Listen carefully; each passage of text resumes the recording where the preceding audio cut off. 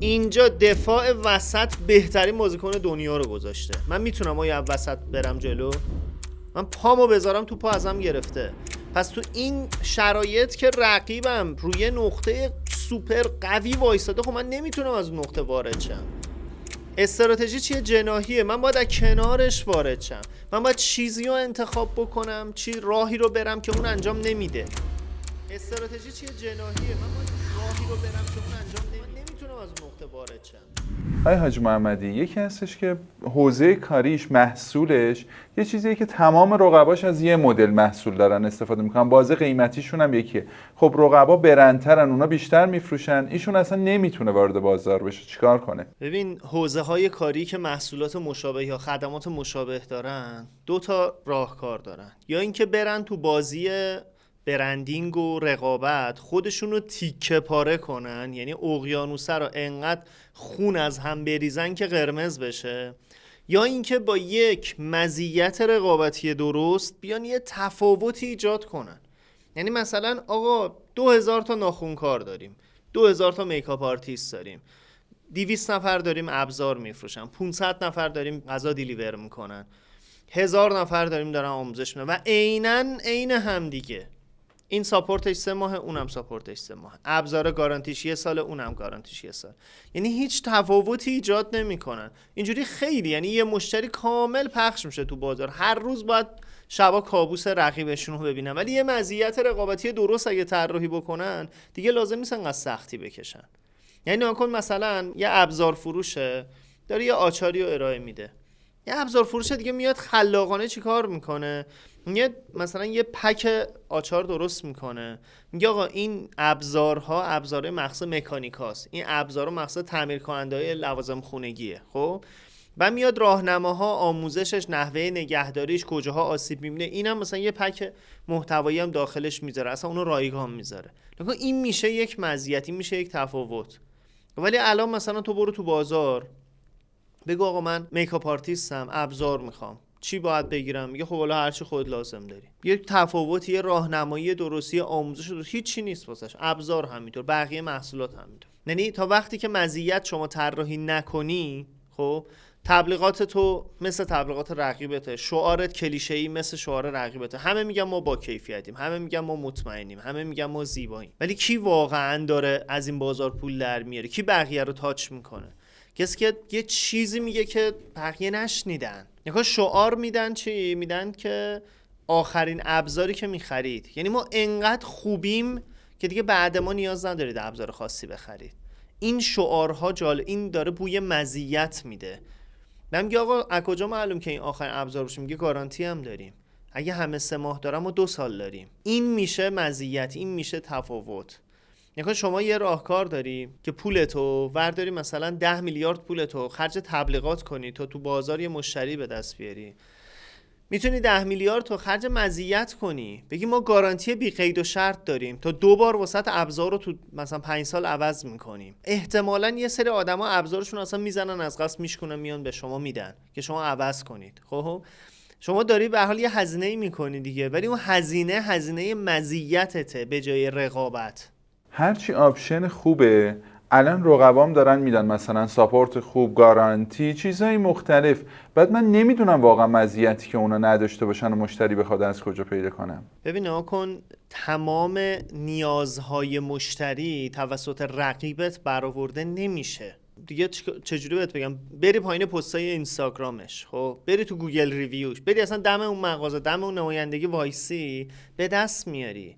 بالاخره یه سری مشتری خریدشون اونجا اتفاق نمیفته بنابراین یه سری دلایل، یه سری چیزایی که رقیبت نداره و تو میتونی اونا رو بسازی. کار سختی هم نیستش. یعنی همونایی که لایک میکنن، همونایی که کامنت میذارن، بری ازش سوال بپرسی چرا این برند رو دوست دارید، تا حالا ازشون خرید کردین یا خرید نکردین. و خیلی جالبه، آدما اصلا به طور عجیب غریب راهنمایی میکنن.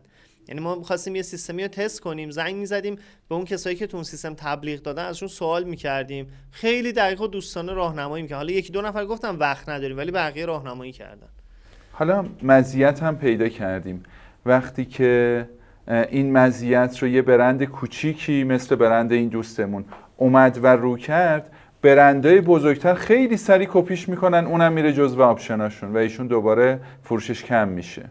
ببین نکن مزیت چیزی نیستش که شما یه دونه طراحی بکنی و سالها پاش وایسی.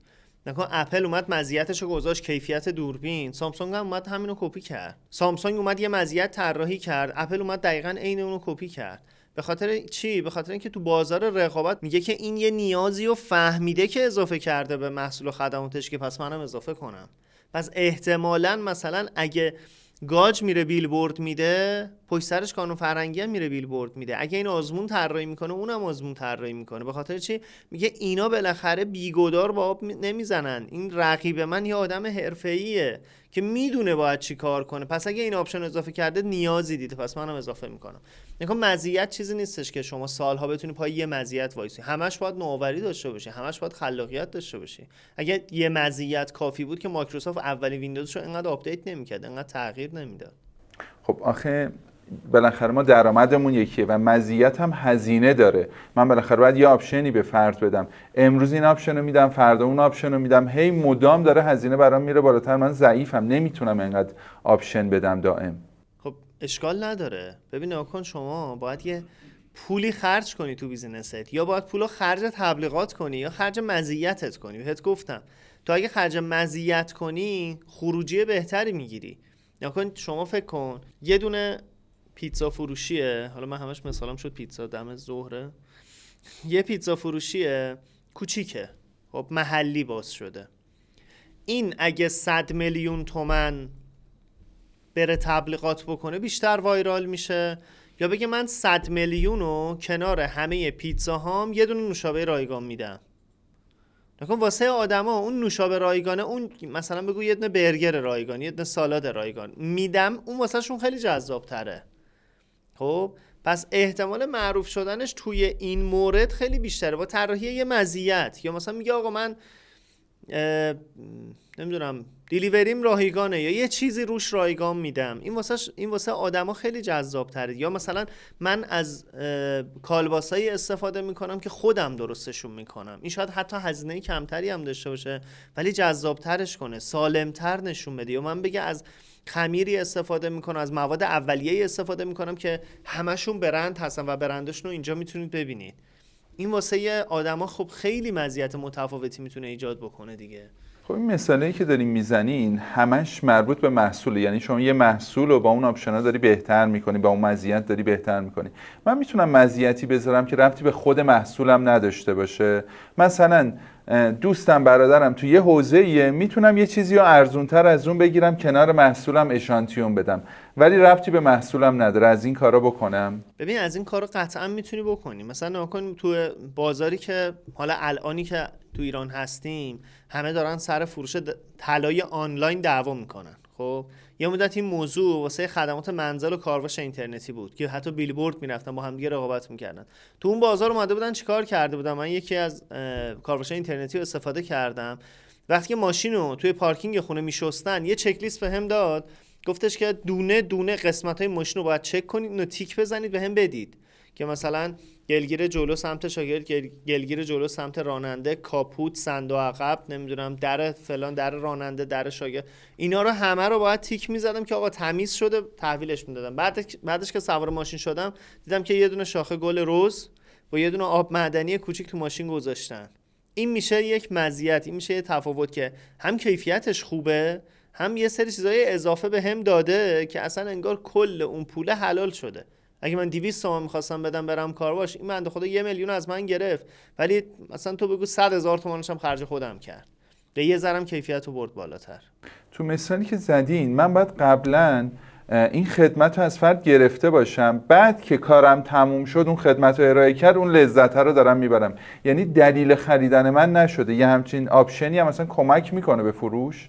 ببین ناکن اون کاری که کرد قطعا دلیل اولین خریدم نبود ولی باعث میشه که خریدای بعدی رو ازش انجام بدم. اون کارواشی که گرفتم و داخل ماشینم یه دونه آب معدنی و یه شاخه گل رز گذاشت، کاری کرد که من این موضوع رو به 1000 نفر دیگه هم بگم و باعث شد که هم خودم برم از خدماتشون مجدد استفاده کنم، هم اون 1000 نفر که گفتم حداقل چند درصدشون برن دوباره از اون خدمات استفاده کنن. ما خیلی برمیگردن میگن که رقبات رو رصد بکن.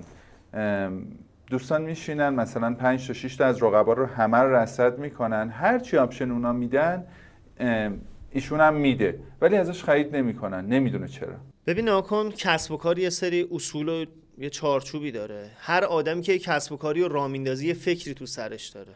شاید من الان دارم یه تیشرت میفروشم، تیشرت رو از بازار میگیرم، طرح گل و بلبل روش میندازم میفروشم، ولی چیزی که تو ذهنمه اینه که یه تولیدی بین‌المللی راه بندازم و به کل دنیا بفرستم. و یکی دیگه میاد میبینه این تیشرت میگیره ورمی داره چاپ میزنه روش میفروشه، 4 تا پستم تو اینستا درست میکنه، اونم میره این کارو میکنه و شکست میخوره. اصلا به این فکر نمیکنه که هدف اون آدمی که این کسب و کار راه انداخته چیه. نمیدونه. خود یارو هم نگفته، من نگفتم، من اومدم فقط تیشرت دارم میفروشم در ظاهر، ولی پشت قضیه ماجرا فرق میکنه. یعنی اون کسی که میاد کپی میکنه قدم بعدی نداره، ولی من قدم بعدی مشخصه. قدم بعدی اینه که برم با خیاطا همکاری کنم و دیگه تیشرت از بازار نگیرم، پارچه‌شو بگیرم واسم تولید کنن. قدم بعدی اینه که کنار تیشرت مثلا شلوارم بیارم و همینجوری کارمو توسعه بدم. این کسی که کپی میکنه سطح ماجرا رو کپی میکنه. مثل این میمونه که من برم از یه قاب نقاشی، از یه تابلو نقاشی عکس بگیرم، پرینتش کنم، بخوام به عنوان قاب نقاشی بفروشم. خب تو نمیدونی تابلو بعدی این آدم چیه، تو نمیدونی اصلا تفکر پشت سرش چی بوده، بخاطر همین تو هیچ وقت نمیتونی اون تابلو رو بفروشی. مگه نه اینکه یه محصولی که خوب باشه دیگری داره میفروشش، آدم تبلیغش رو ببینه ممکنه که از منم بخره. من چرا محصولی که کپی همونه رو تبلیغ میکنم از من نمیخرن؟ ببین ناکن، چیزی که باعث میشه شما توی بازار موفق بشی پیشینه شماست، تجربه شما، دید شماست. الان من یه سوال دارم، اونایی که دوران کرونا ماسک تولید میکردن میفروختن، الان هم دارن از اون حوزه پول در میارن؟ نه قطعا. آفرین. موضوع اینه کسی از اون بازار کرونا الان داره پول در میاره که کارش این بوده. خب ماسک تولید میکرده، الان داره چیزای دیگه تو حوزه تجهیزات پزشکی تولید میکنه. خب چیزای دیگه در حوزه سلامتی داره تولید میکنه. این باعث میشه که یه نفر پایدار پول در بیاره. ناپایدار بله، شما شب عید برو ماهی بفروش، خب این ماهی قرمز کوچولو بفروش، پول در میاری، ولی آیا کمکت میکنه که بعد عیدم پول در بیاری؟ احتمالاً بعد عید میخوای یه چیز دیگه بساط کنی، دوباره انگار از اول داری شروع میکنی. ولی اصلا راهکار این نیستش که من برم امروز طلا دارن آنلاین میفروشن، من امروز طلا بفروشم، فردا برم یه چیز دیگه بفروشم. خب اون قبلیه بهم کمکی نکرده، انگار بساط کردم. حالا بساط کنار خیابون نیست، بساط دیگه تو اینستاگرام شده، بساط شده تو وبسایت‌ها.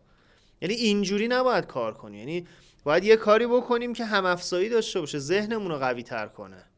اون کپی کردنه همون بساط کردنه. انگار من رفتم مثلا یکی تو خیابون بساط کرده داره کیف میفروشه، 10 تا کیفشو گرفتم، اون ور 4 رو رفتم بساط کردم، دوباره دارم اونو میفروشم.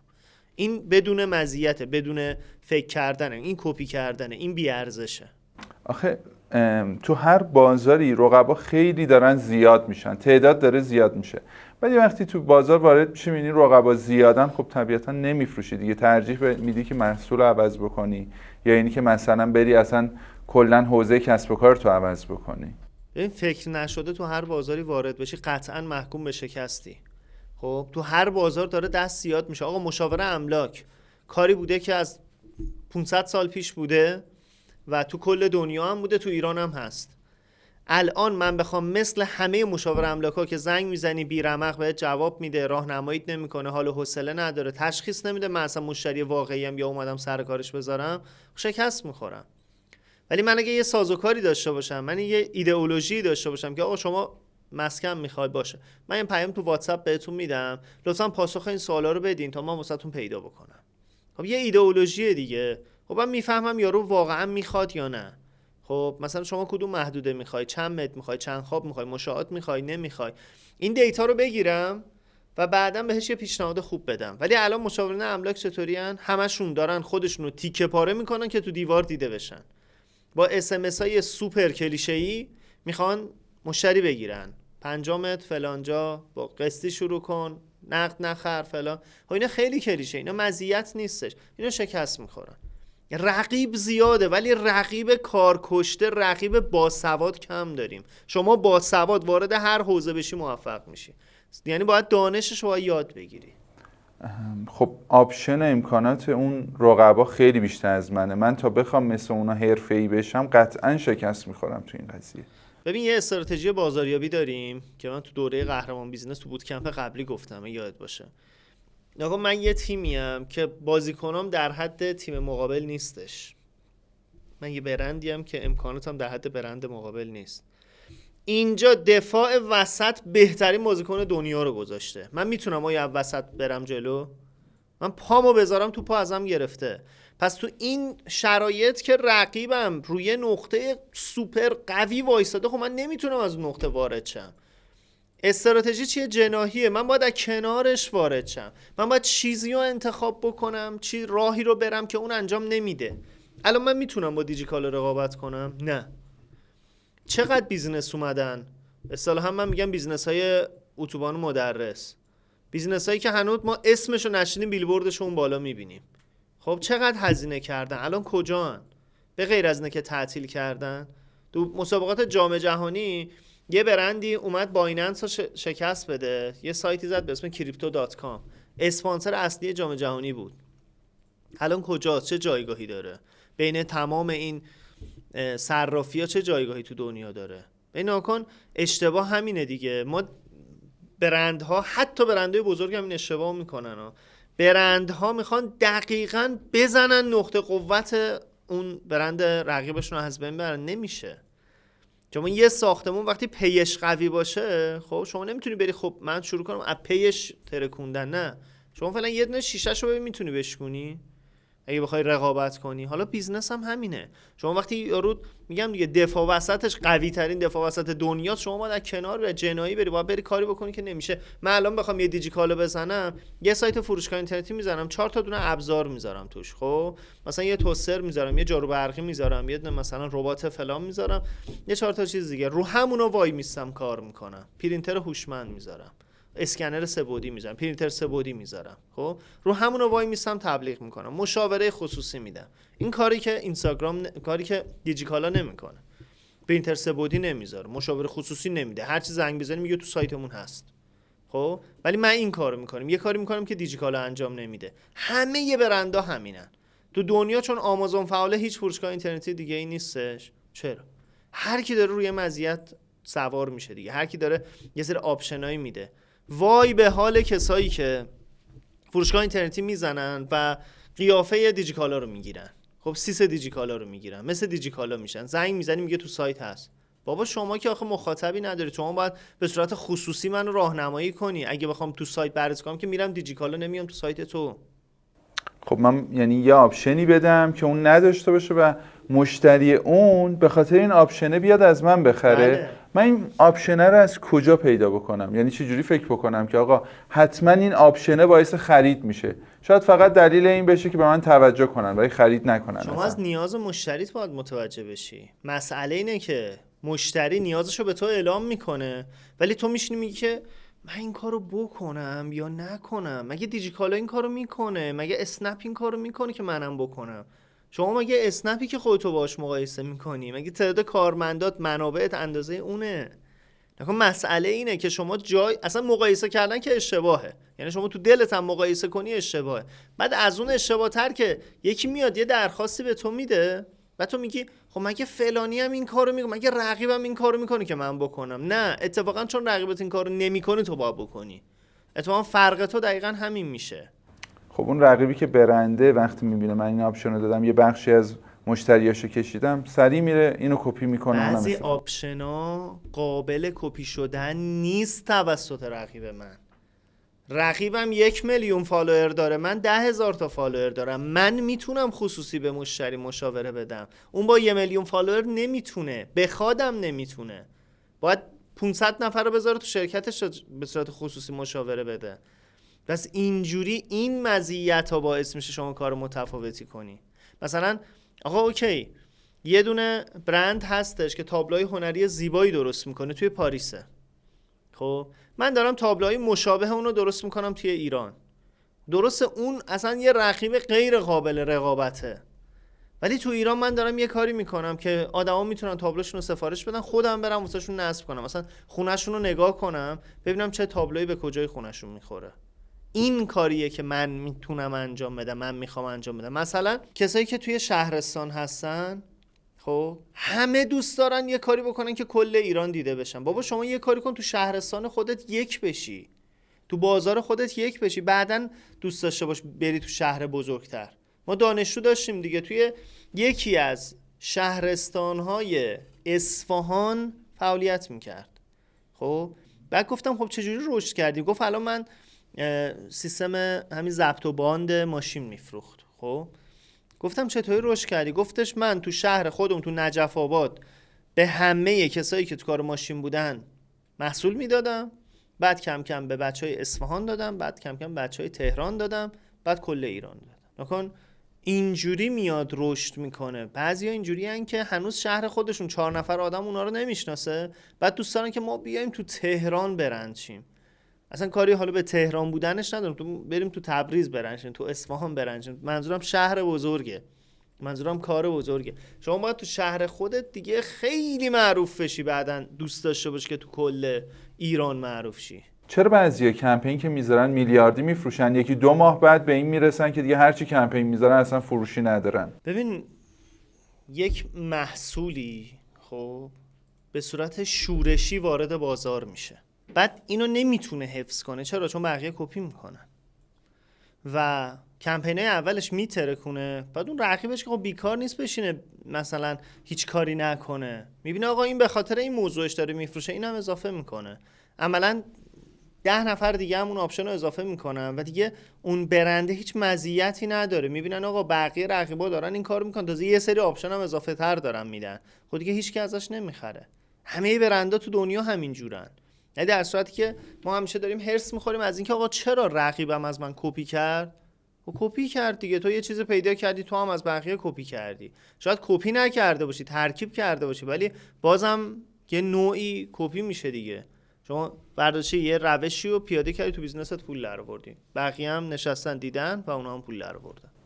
یعنی میگین وقتی فروش پایین اومد و دیدیم که دیگه نمیفروشیم، بریم هی آپشن اضافه بکنیم رو محصولمون؟ آره، اصطلاحا میگن شورشی مجدد باشی، دوباره بشینی فکر کنی، اصطلاحا ریورک کنی، دوباره ببینی خب نیاز بازاره چیه، خب اونو اضافه کنم، دوباره مثلا یه چیز جدید اضافه کنم. من اومدم طلا فروشی زدم، مثل طلا فروشی‌های سنتی یه سری طرح گذاشتم، دیدم آدما نمیتونن بخرن چون طلا گرون شده. میام یه طلای سبک ارائه میدم و دوباره میبینم آدما یه خورده بیشتر سختشون شده، دلار و طلا همه چی گرون شده.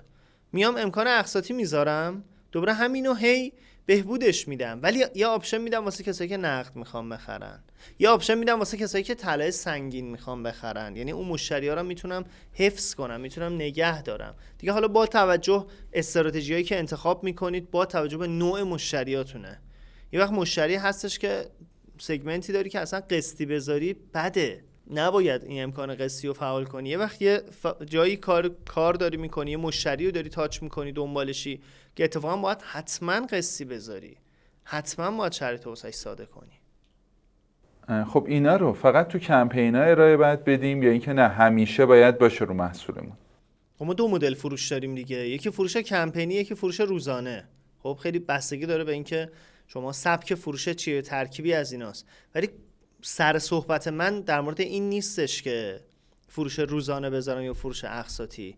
صحبت من امروز و الان اینه که شما تا مزیت نداشته باشی هیچی نمیتونی بفروشی. یعنی تو بازار رقابت خب اگه امروز چاقو نخوری فردا چاقو میخوری، ولی اگه مزیت داشته باشی اتفاقا رقیبت مبلغ تو میشه، رقابت واسط میشه فرصت. من اینجوری بود دیگه. یعنی ما داشتیم توی بازار کار میکردیم، بعد کلی رقیب سراسر ایران به وجود اومد. مزیت این رقیبا این بود که اون آپشنایی که ما داشتیم طراحی نمی‌کردن و هر کی میرفت سمتشون بعداً با ما آشنا میشد و عملاً سود میرفت تو جیب ما. یعنی یه دونه از اون خرید میکرد، بعداً میومد سرچ میکرد، در این رابطه به ما میرسید و از ما خرید میکرد. حالا رقیبه چی بود؟ ماجراش این بود که ما یه سایت و اینستاگرام قوی داشتیم و اون رقیب تو شهر خودشون به صورت لوکال و نمیدونم تراکت و تو محلش و اینا مشتری‌ها رو جمع می‌کرد و اون مشتری‌ها میومدن در رابطه اون موضوع سرچ می‌کردن تو اینترنت، به ما می‌رسیدن. وقتی به ما می‌رسیدن ما می‌خریدن. یعنی برند شما الان مزیتت بود؟ اون موقعی که کار کرده بودیم قدرت رسانمون بود. خب یعنی کاری کرده بودیم که تو گوگل و اینستاگرام هر چی سرچ میکنی در رابطه با اون موضوع برسه به بیزنس ما و عملاً تمام کسایی که انگار رقیب ما بودن سراسر ایران تبلیغ کننده ما بودن. خب اونی که رسانه قوی نداره چجوری بفروشه؟ اون باید یه مزیتی ایجاد کنه. ببین نگاه کن، اون بازاری که ما کار میکنیم تو ژاکت بود واقعیت. اگه کسی به اون طراح سایت میرسید تو شهرستان، مثلا توی شهری مثل بندرعباس، اون طراح سایت 10 میلیون تومان بهش چیز میفروخت. خب و این سرچ میکرد در رابطه با مثلا وردپرس که از اون خدمات گرفته، میدید اینو که ژاکت داره 2 میلیون تومان میده. خب این بنده خدا نه رسانه داره، قیمتش هم 10 برابر ماست. خب چرا باید این کارو بکنه؟ اونی که رسانه نداره تو خدمات و محصولات باید ارزونتر عمل کنه. یعنی مثلا من هم رسانه رو دارم هم محصولم ارزونتره. اوکی تو رسانه نداری، حداقل محصولت ارزونتر از من باشه، نه که تو رسانه نداری 10 برابر منم بفروشی قیمتی. خب پس مزیت رو باید بسازی. یا اینکه ما توی ژاکت قیمت ارزون میدیم ولی خدمات خاص نمیدیم، چون اصلا نمیتونیم، انقدر تعداد کاربرامون زیاده. شما که تو شهرستان هستی، شما که رسانه ما رو نداری، یه خدمات خاصی بده که ما بخوایم هم نتونیم بدیم. من همیشه همینو میگم آقا مثلا شما میخوای آموزش بیزینس بدی، در صورتی که کسایی که بیزینس دارن شاید شما رو قبول نداشته باشن که بخوان اصلا ازت آموزش ببینن. پس چیکار کن؟ یه کاری بکن که من انجام نمیدم، برو تو بیزنسشون خدمات خاص بده بهشون. من اینو بخوامم نمیتونم چون تعداد کاربرام زیاده. آدمایی که هزینه نکردن، بهتر بگم واسه رسانه‌شون و اینستاگرام وبسایت قوی ندارن، تو محصولشون باید یه تجدید نظری بکنن، یه چیزای خاصی ارائه بدن. برمیگردم به همون صحبت اولم که وقتی شما اینو نداری، حداقل یه چیز خاصی یه جای دیگه بساز. خب من این آپشنا و این مزیت رو اگه بسازم، این هزینه بره دیگه، یعنی قیمت محصولم رو در نهایت بالاتر میبره. این خطرناک نیست؟ خب بهتر از اینه که هیچی نفروشی. شما مثلا یه توی حوزه‌ای داری یه کاری میکنی دیگه، خب مشتری نداری. خب مشتری که بیاد مثلا به تو سود بده 10 میلیون تومان رو هر خریدش به تو سود بده رو نداری، پس اشکال نداره که سودتو بکنی 2 میلیون تومان ولی مشتری داشته باشی، 8 میلیون تومان مزایا طراحی کنی. بهتر نیست برم وارد بازی قیمت بشم؟ یعنی نگاه کنم ببینم رقبام چه قیمتی هن، من یه 10% ارزون تر بدم. قیمت هم میتونه یکی از مزیت‌های تو باشه، ولی باید قیمت تو ساختارت باشه. یعنی شما اگه میخوایی مثلا تو بازار موبایل رقابت کنی، نمیتونی آیفون ارزون بدی ولی میتونی گوشی ارزون بدی. یعنی یه برندی رو پیدا کنی، یه برندی رو بسازی، یه استراتژی واسه تامین محصولات داشته باشی که قیمت محصول ارزون باشه و بیان از تو بخرن. میتونی سر قیمت رقابت کنی، ولی اینکه زیر قیمت بدی خب منابعت از بین میره. تا چقدر سودم رو باید بذارم پای این آپشن ها؟ مثلا من 20% سود میگیرم رو محصولم، تا چقدرشو هزینه بکنم واسه آپشن و مزیت که دارم میدم دست مشتری؟ خیلی بستگی به جایگاه بیزینست داره. اگه بیزینسی هستی که کلی مشتری داری، 20%شو بیا هزینه مزیتت کن. ولی اگه هیچی مشتری نداری، 100%ش هم هزینه کنی اشکال نداره. درسته در کل شاید ضرر کنی، خب ولی اون مشتری دیگه به تو عادت میکنه. یعنی مثلا من لوازم آرایشی میفروشم، تو این بازار لوازم آرایشی که آنلاین و آفلاین همه دارن قوی کار میکنن، خب هیچ سهمی ندارم. من میام چی کار میکنم؟ من میام هر کی ازم یه چیزی خرید، یه نمونه تستی کوچیکشم بهش هدیه میدم، میگم اینم لطفاً تست کنید. این تسته واسه من هزینه داره دیگه. شاید مثلا یه روژی 2 میلیون تومان باشه، اون روژ تسته شاید 200,000 تومان باشه، شاید کل سود منو اون کوچولوه از بین ببره، ولی بهش یه چیز تستم میدم که لذت ببره، بازم بیاد از من خرید کنه، یا اصلا خریدای بعدیشو بیاد کلا پیش من.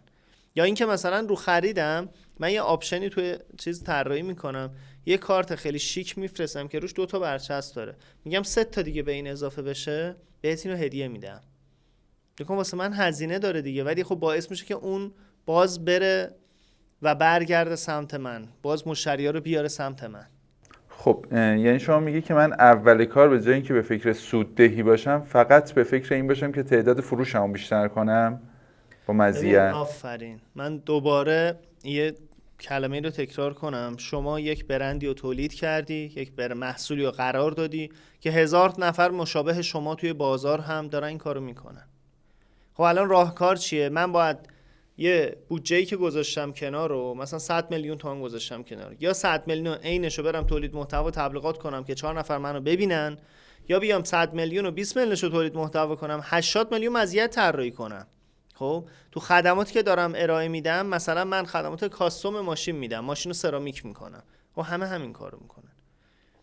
بس چی کار کنم دیده بشم؟ بگم آقا من سرامیک مثلا چراغ‌ها رو رایگان انجام میدم، سرامیک مثلا مانیتور رو رایگان انجام میدم واسهتون. خب درسته یه پولی نمیگیرم و حتی یه ضرری هم میکنم به خاطر مواد اولیه، ولی خب همون پولو قرار بوده تو تبلیغات خرج کنم دیگه. الان اینم یه نوع تبلیغاته، مشتری واسم تبلیغ میکنه.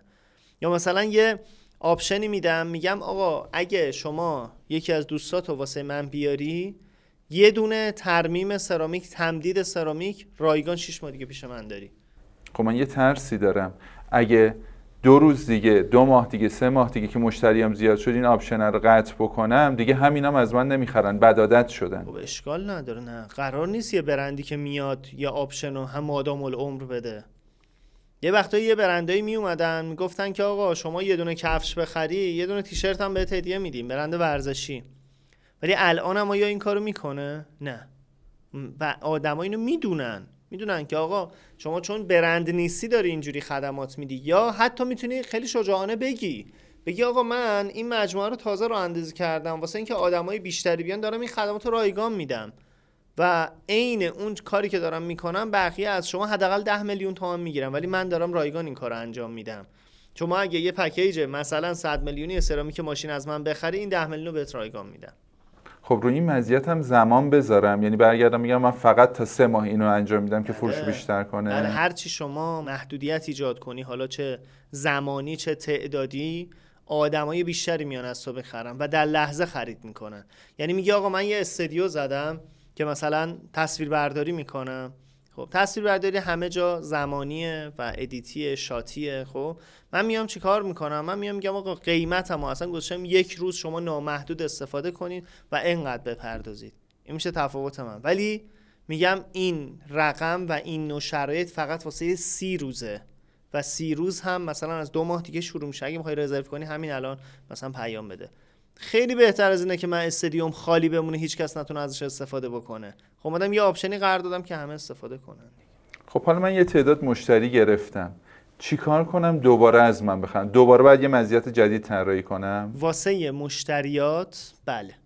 یعنی اصطلاحاً اگه تو میخوای ریتنشن کاستومرت رو فعال کنی، باید یک آپشن واسه مشتریات انتخاب کنی و آدما بتونن ازش استفاده کنن. و الان تقریبا حتی فروشگاه‌های بزرگ، حتی برندهای بزرگ هم دارن این کارو میکنن. یعنی چی کار میکنن؟ یعنی من میخواستم از H&M خرید بکنم، گفتش پای صندوق، گفت همین الان عضو سایتمون بشید، همین الان به شما تخفیف میدیم. خب رو $1000 خرید اومد $150 تخفیف داد. خب رقم زیادی رو پرداخت کرد، ولی عملا منو عضو خانواده خودش کرد که باز هم بهم پیام بده، باز هم بهم پیشنهاد بده و چیزی بیشتر از اون $150 رو از من پس بگیره. یعنی اون مزیت رو دیگه به مشتری اولیه ندم؟ نه دیگه، مشتری اولیه یه سری مزیت داره و مشتری ثانویه هم یه سری مزیت.